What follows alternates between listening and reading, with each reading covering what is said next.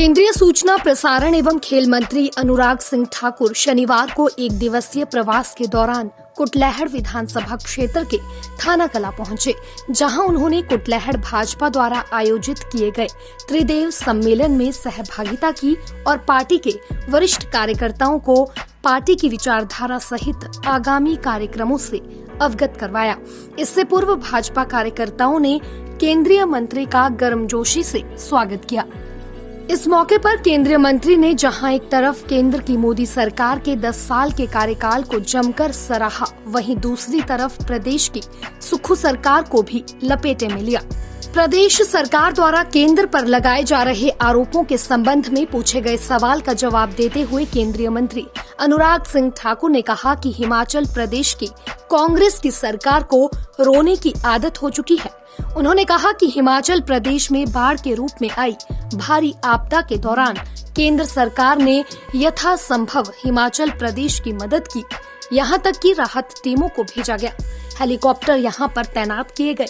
इतना ही नहीं, भारी भरकम नुकसान की भरपाई के लिए केंद्र सरकार ने खुद कई मोर्चों पर कमान संभाली है।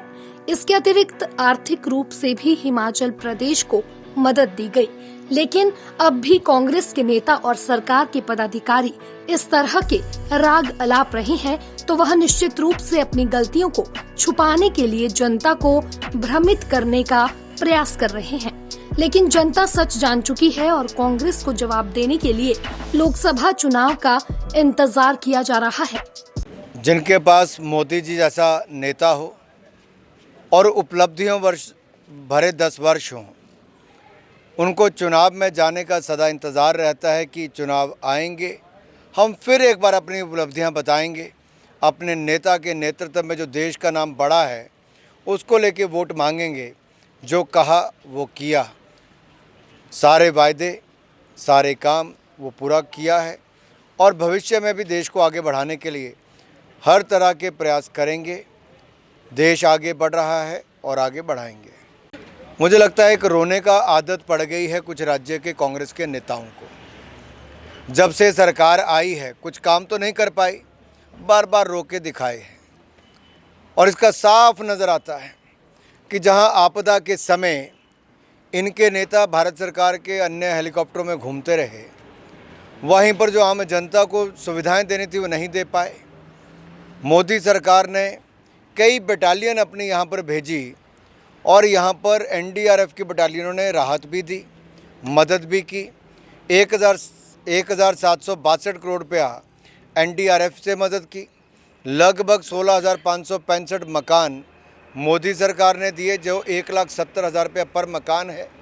इसके अलावा जो मनरेगा योजना है उसमें भी डंगे रास्ते बनाने के लिए हज़ारों करोड़ रुपये मोदी सरकार ने दिया आपदा के समय। मैं पूछना चाहता हूं इन सबसे, राज्य की सरकार ने क्या खर्च किया?